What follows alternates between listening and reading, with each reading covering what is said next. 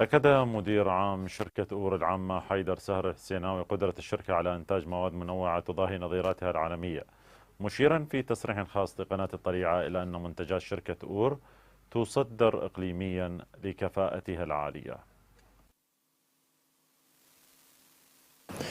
بسم الله الرحمن الرحيم. تعتبر شركة أور العامة التي هي إحدى تشكيلات وزارة الصناعة والمعادن من أهم مفاصل هذه الوزارة، حيث تتمتع منتجاتها بجودة عالية ورصانة نالت رضا واستحسان القطاع العام والقطاع الخاص. كل منتجاتنا هي تنتج وفق المواصفات العالمية، وفق مواصفة الدن ومواصفة الAIC.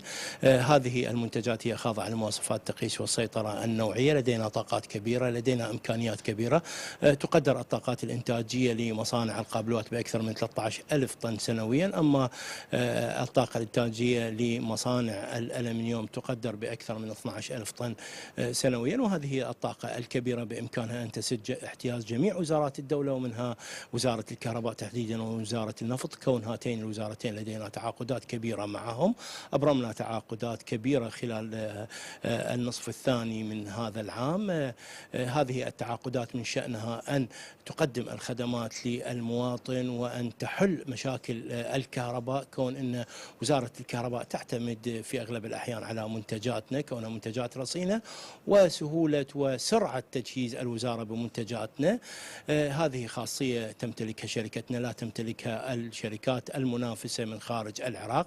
استطعنا أن نطور خطوطنا الإنتاجية، استطعنا أن نستحدث خطوط إنتاجية جديدة وأن نستغني عن استيراد المواد الأولية. افتتحنا خط إنتاج قضبان النحاس، ولدينا أيضا خطة أو لدينا تعاقد أيضا لجلب خط إنتاج الألمنيوم، وهاتين المادتين هما المادتين الأساسيتين لإنتاج الأسلاك والقابلوات الكهربائية، فبذلك سوف نستطيع أن نؤمن المواد الأولية داخل العراق، وهذه خطوة إيجابية تحسب للشركة.